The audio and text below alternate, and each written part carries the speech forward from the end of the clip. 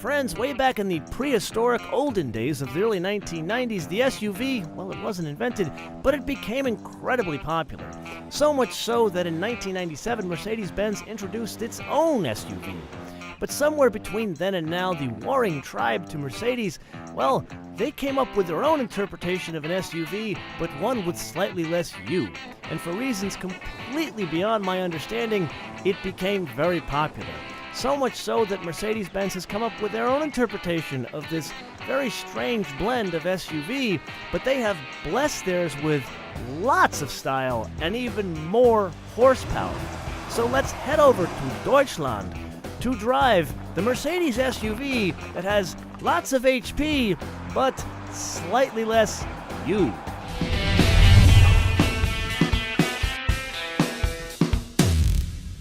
So before we get into the bullets numbers, we need to thank Herr Stefan Wiedmeier because he is the one that hand-built this engine in a Vaterach. I just like saying that. There's a silent R there, but it sounds very rough and coarse and exciting when we get into an engine that has 577 horsepower. Why does it have 577 horsepower? It is because it has two turbos strapped to a 5.5-liter V8. Now, I know what you're thinking. We've seen this engine before, but here it has 561 pound-feet of torque. And what's interesting about that is, number one, it comes in at a relatively low 1,750 RPM, and number two, it is a little bit lower than other applications of this engine. So I think we need to go out and find out how that translates to the roads of southern Bavaria.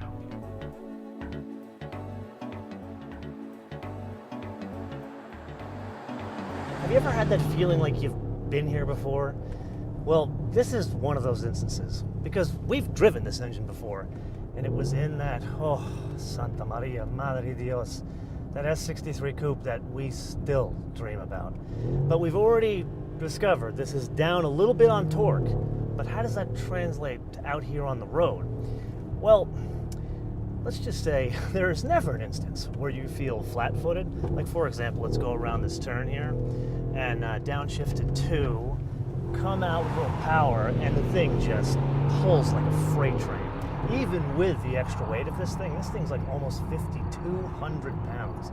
Let me repeat that, 5,200 pounds, but almost 600 horsepower and 561 pound-feet of torque absolutely get you out of any instance where you feel maybe a little bit flat-footed. So that's totally no surprise, because when you have almost 600 horsepower and 561 pound-feet of torque, let's just say you're not going to be without power. If anything, you've got the same problem Spider-Man has. With great power comes great responsibility. But what Spider-Man doesn't have is an AMG exhaust.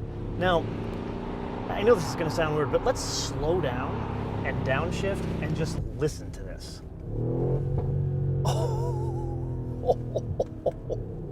I think we should do that again. It just snarls and burbles and gets angry at you.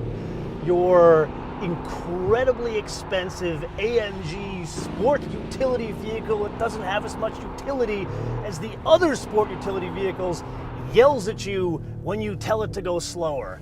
And that is a wonderful thing.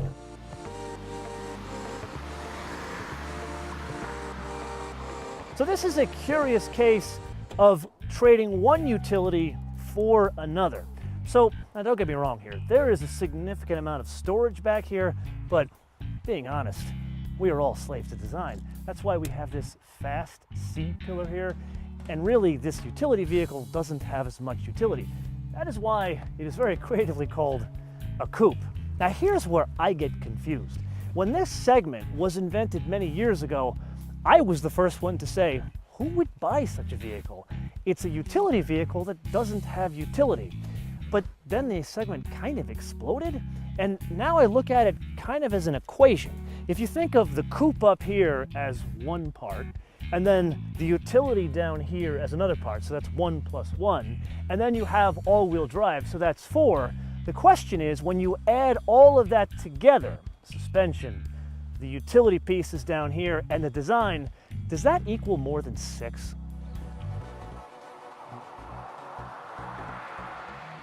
Okay, so I already let the dirty little secret out of the bag that this thing weighs 5,200 pounds, and that is definitely going to have an effect on driving dynamics.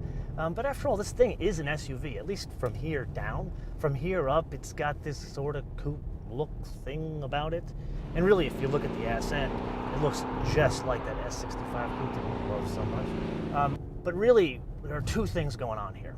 There's this adjustable dynamic control system here, and there's an adjustable, they call it airmatic, but it adjusts more than the air suspension. So let's focus over here. So we've been doing this whole thing so far in Sport Plus. And so really all of these 5 modes, it's really 4 plus an individual mode, they adjust things like transmission mapping, engine mapping, the dampers, even adjust the ride height. So like we're in Sport Plus mode, it lowers the ride height by about 1/4 of an inch. There's even a slippery mode, and granted we're in, what is it? It's like 70 degrees out in southern Germany, so we're not going to use the slippery mode. That's generally for foul weather. And really that kind of adjusts the transmission mapping so that transmission will start in a higher gear, the ride height goes up, so you can deal with inclement weather a bit better. Then there's the sport, which is like, you know what, I feel aggressive today, but not too aggressive. And then there's the comfort mode, and this is the one where the ride height goes to the highest mode, and it drives kind of like the ML. It's got a little bit more compliance in the suspension.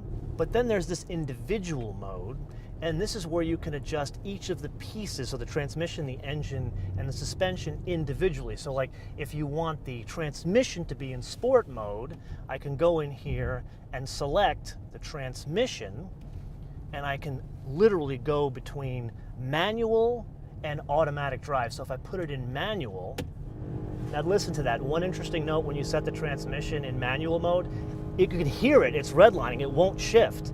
But it's telling you it's big red 2 up, and it's screaming at you to shift. So let's go ahead and upshift. Now the transmission is another instance like we've been here before. We've driven this transmission in the S63. And this is an interesting thing, because we'll drive the GLE 450 when we get back to California. We just didn't have enough time to get to that one. That has a new 9-speed transmission. And really what they're doing there is the 9 speeds is all about fuel economy. But an interesting thing about that 9-speed, it's going away from what Mercedes has done in other new cars, even all the way down to the CLA, where it's a torque converter, like that S65 we drove, instead of a dual clutch. But this transmission, this is the 7-speed, and it's virtually the same as you get out of that S63. But what's interesting here, this is the first time that it's paired with this engine and this setup of 4MATIC. So the idea is you have a sportier tune on the transmission that actually has some dynamic all-wheel drive functionality.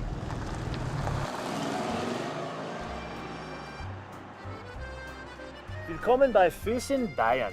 We're driving along the Romantische Straße, otherwise known as the Romantic Road. And one of the most iconic stops along that road is the castle behind me. Now, if you're a guy, a girl, car guy, non-car guy, you know that castle back there because Disney has popularized it as Cinderella's castle. And you think, well, the Germans, they kind of ripped off Cinderella's castle. Actually, it's the other way around. And it's got a very interesting backstory. You see, the last king of Bavaria, König Ludwig, he grew up just over those trees over there in a castle called Schloss Hohenschwangau, otherwise known locally here as the Yellow Castle. And as he was growing up, he dreamed of building these palatial estates and filling them with art throughout his tenure as king. Well, he grew up, he was crowned the king, and he did just that. He bought lots of art, built many different castles around the then state of Bavaria. But the problem was he almost bankrupted the entire state of Bavaria, which was effectively its own land. His crowning achievement was that castle behind me, which is Schloss Neuschwanstein. And it was envisioned to be the most luxurious and really the most palatial of palatial estates. But there's 2 interesting fun facts about it. Number 1, you look at it and you see how ornate it is. But the reality is, you look inside, only a handful of the rooms are actually finished. And the most interesting fun fact, you look at it and think, what, it's like 400 or 500 years old? In actuality, that Schloss was finished only a couple of years before Mercedes and Benz started building cars.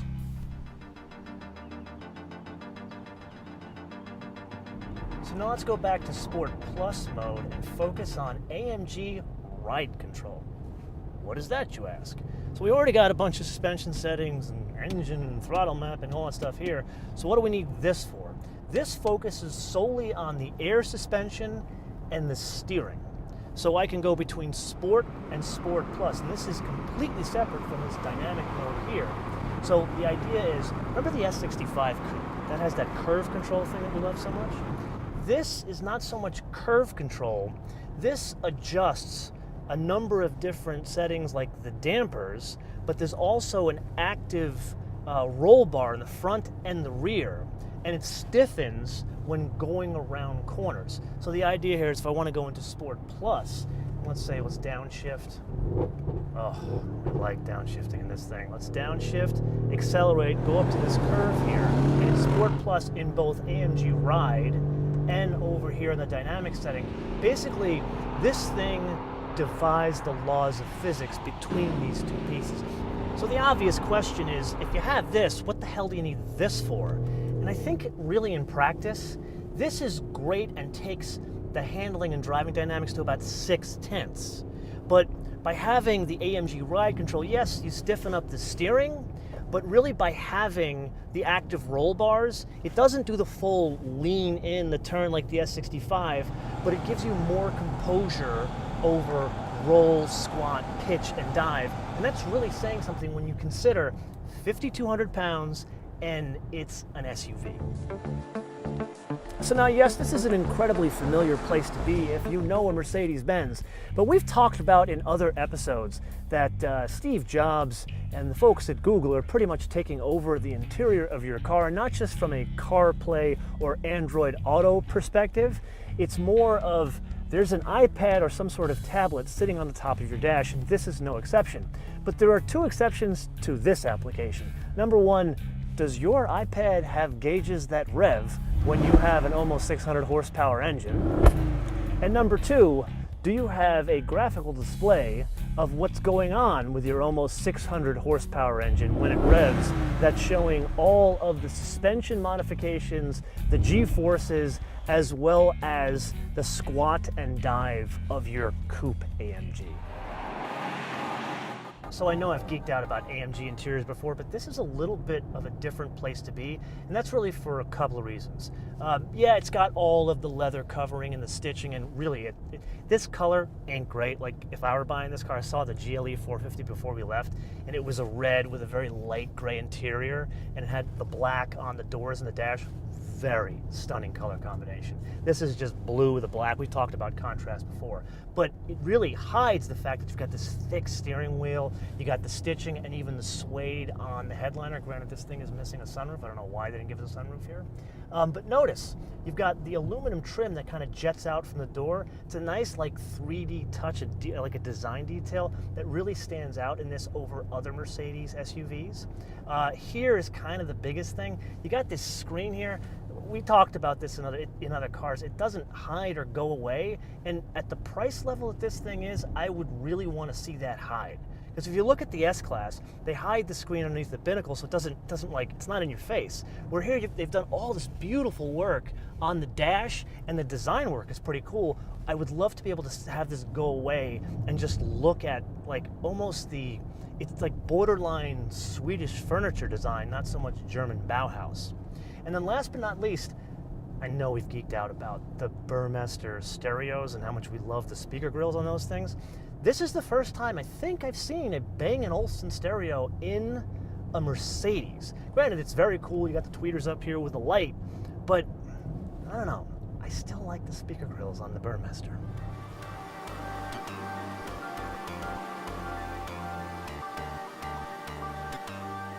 So in summary, what do we got? Well, we have a go-fast utility vehicle that is a slave to design, that debuts new AMG technology we have not seen in other AMGs. And as we've already discussed, this is a segment that I didn't see coming. So really, it presents us with a unique question. Because really, we have the same engine that we know and love. 5.5 liters, twin turbocharged, 577 horsepower. But really, it's the carrying case we have to really focus on. And the reason why is we've got a totally new design, but driving dynamics and chassis control that is beyond capable. It's unexpected. So I'm going to leave you with a very specific question. And this one would be hard for me to answer. Would you take that 577 horsepower twin turbo engine in this fancy carrying case, or, wait for it, an E63 wagon? Let me know in the comments below or via our social media, Motoman TV all one word, Motoman TV all one word, Facebook, Twitter, and Instagram. And from now, Österreich, I bid you auf Wiedersehen.